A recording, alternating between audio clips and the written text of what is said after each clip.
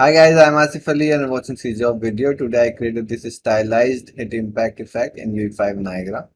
So if you haven't subscribed my YouTube channel yet, please subscribe it. If you like this video, like, share and comment.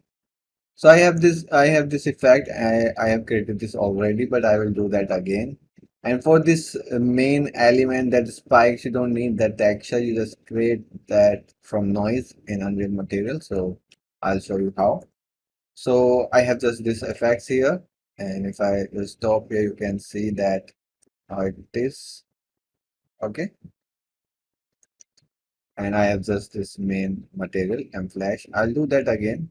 Test, and in here material m flash test. What you need is you need a radial exponent, and I want to distort this radial with noise. So I'll make the radial 0.2.